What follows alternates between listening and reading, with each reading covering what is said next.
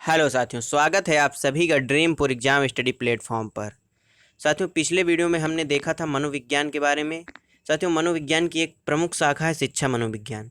इस वीडियो में हम शिक्षा मनोविज्ञान के बारे में जानने वाले हैं। शिक्षा मनोविज्ञान की उत्पत्ति कब हुई, शिक्षा मनोविज्ञान की प्रकृति क्या है और शिक्षा मनोविज्ञान का शिक्षक के लिए क्या उपयोगिता है। इन सभी सवालों के जवाब आपको इस वीडियो में मिल जाएंगे। साथियों, वीडियो शुरू करने से पहले आपसे एक निवेदन है कि यदि आप हमारे चैनल ड्रीमपुर एग्जाम स्टडी पर नए हैं तो चैनल को कर लीजिए सब्सक्राइब और साथ में बनी बेल आइकन को जरूर दबा लीजिए ताकि जब भी हम अपना अगला वीडियो अपलोड करें आप तक नोटिफिकेशन सबसे पहले पहुंच जाए। चलिए साथियों, बिना समय गवाए इस वीडियो को शुरू करते हैं। पहला पॉइंट साथियों, मनोविज्ञान की शाखा शिक्षा मनोविज्ञान की उत्पत्ति 1900 ईस्वी में मानी जाती है। कब मानी जाती है साथियों? 1900 ईस्वी में। साथियों, ये एक महत्वपूर्ण पॉइंट है। यहाँ से क्वेश्चन बनता है कि अमेरिकी मनोविज्ञान के जनक कौन है। कौन है साथियों? William James. कौन है साथियों? William James. अमेरिकी मनोविज्ञान के जनक किसको माना जाता है? विलियम जेम्स को माना जाता है। अगला पॉइंट है थॉर्नडाइक, जड़, टर्मन, फ्रोवेल, हर्बर्ट आदि के प्रयासों से 1920 में शिक्षा मनोविज्ञान की स्पष्ट उत्पत्ति हुई या स्पष्ट स्वरूप प्राप्त हुआ। कब प्राप्त हुआ साथियों? 1920 ईस्वी में। साथियों, प्रथम शैक्षिक मनोवैज्ञानिक थॉर्नडाइक को माना जाता है। किसको माना जाता है साथियों? थॉर्नडाइक को माना जाता है। और इनको साथियों क्या कहते हैं? पशु विज्ञान का जनक भी माना जाता है। किसको? थॉर्नडाइक को पशु विज्ञान का जनक भी माना जाता है। क्या माना जाता है? पशु मनोविज्ञान का जनक माना जाता है। साथियों, किसका? पशु मनोविज्ञान का। पशु मनोविज्ञान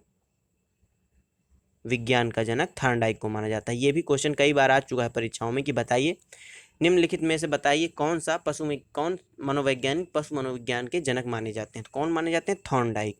और ये प्रथम शैक्षिक मनोवैज्ञानिक भी थे। क्या थे? प्रथम शैक्षिक मनोवैज्ञानिक। अगला पॉइंट, शिक्षा में मनोवैज्ञानिक दृष्टिकोण का जो सूत्रपात है वो रूसो ने किया। किसने किया साथियों? रूसो ने किया।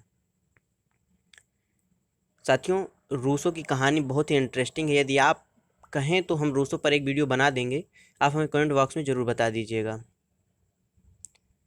शिक्षा मनोविज्ञान की परिभाषाएं जान लेते हैं।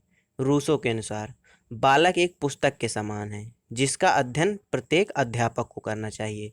क्या कहा इन्होंने साथियों? कि बालक एक पुस्तक के समान है। पुस्तक यानी किताब के समान है जिसका अध्ययन प्रत्येक अध्यापक को करना चाहिए। किसको करना चाहिए? प्रत्येक अध्यापक को। अब बात करते हैं क्रो एंड क्रो की। शिक्षा मनोविज्ञान जन्म से वृद्धावस्था तक एक व्यक्ति के सीखने के अनुभवों का वर्णन और व्याख्या करता है। इन्होंने क्या बताया साथियों? जो शिक्षा मनोविज्ञान है वो व्यक्ति के जन्म से लेकर वृद्धावस्था तक उसके सीखे हुए अनुभवों का वर्णन और व्याख्या करता है। अगला पॉइंट है फ्रोवेल के अनुसार शिक्षा एक प्रक्रिया है जिसके द्वारा एक बालक अपनी जन्मजात शक्तियों का विकास करता है। इन्होंने क्या कहा? कि शिक्षा एक ऐसी प्रक्रिया है जिसके द्वारा एक जो बालक है वो अपनी जन्मजात शक्तियों का विकास करता है। स्किनर महोदय ने क्या कहा? मनोविज्ञान शिक्षा का आधारभूत विज्ञान है। क्या कहा इन्होंने? मनोविज्ञान शिक्षा का आधारभूत विज्ञान है। ये परिभाषा काफ़ी दोनों इम्पोर्टेंट हो जाती हैं। ये अक्सर एग्जाम्स में पूछ ली जाती हैं। अब जान लेते हैं शिक्षा मनोविज्ञान की प्रकृति क्या है। शिक्षा मनोविज्ञान की प्रकृति वैज्ञानिक है। कैसी है साथियों? एकदम वैज्ञानिक प्रकृति है। इसमें नियम व सिद्धांत का प्रयोग किया जाता है। किसका प्रयोग किया जाता है? नियम व सिद्धांत का। किसी भी वैज्ञानिक पद्धति में हम उसका अध्ययन करते हैं जिसका निरीक्षण किया जा सके।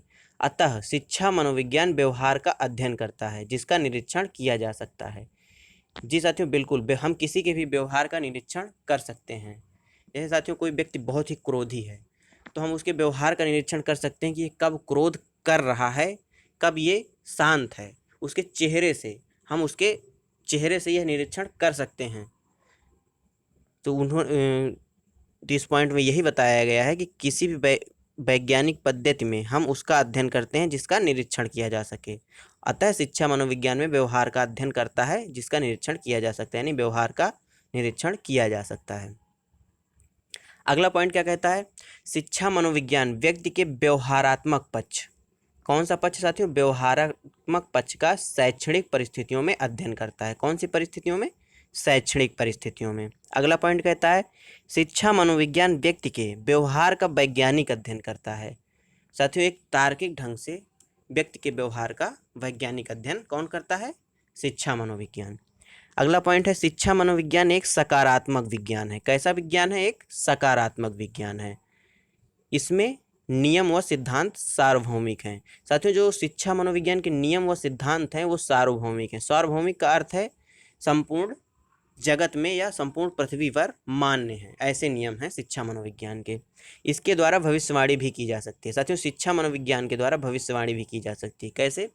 साथियों, हम किसी भी बालक के पढ़ने के ढंग को या उसके अध्ययन को देखकर ये हम बता सकते हैं कि कितने आगे तक जाएगा। इसी को कहा गया है कि इसके द्वारा हम भविष्यवाणी भी कर सकते हैं। शिक्षक के लिए शिक्षा मनोविज्ञान की उपयोगिता। स्वयं को पहचानने में सहायक। शिक्षा मनोविज्ञान शिक्षक को स्वयं को पहचानने में सहायता करती है और बालक को भी पहचानने में सहायक होती है। शिक्षक के दृष्टिकोण को उन्नत व व्यापक बनाने में सहायक होती है। कैसे साथियों?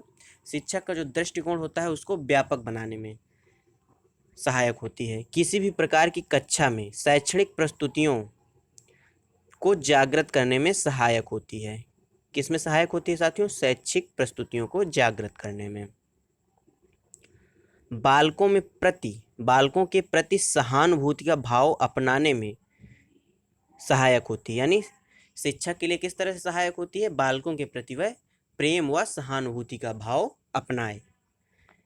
बालकों के चहुमुखी विकास के लिए उचित शिक्षक विधियों अपनाने में भी सहायक होती है। यानी बालक का जो चहुमुखी या यूं कहें कि सर्वांगीण विकास में जो उचित विधियां हैं, शिक्षक विधियां हैं, उनको चयन करने में या उनको अपनाने में कौन सहायता करता है? शिक्षा मनोविज्ञान। किसकी सहायता करती है? एक अध्यापक की सहायता करती है। बालक को अप्रेरित करते हुए उनमें रुचि जागृत करना, ये भी एक शिक्षा मनोविज्ञान का कार्य है। मूल्यांकन की नई नई विधियों का प्रयोग करने में भी सहायक होती है। साथियों, जो शिक्षा मनोविज्ञान है वो मूल्यांकन की नई नई विधियों का प्रयोग करने में भी सहायक होती है। साथियों, इस वीडियो में यहीं तक। आपको हमारा वीडियो कैसा लगा कमेंट बॉक्स में ज़रूर बताइएगा। साथियों, अगले वीडियो में हम देखने वाले हैं शिक्षा मनोविज्ञान के अंतर्गत अधिगम को देखने वाले हैं। किसको देखने वाले हैं? अधिगम को देखने वाले हैं। तो साथियों, यदि आपने अभी तक हमारे चैनल को सब्सक्राइब नहीं किया तो कर लीजिए। मिलते हैं आपसे अगले वीडियो में, तब तक के लिए जय हिंद, जय भारत।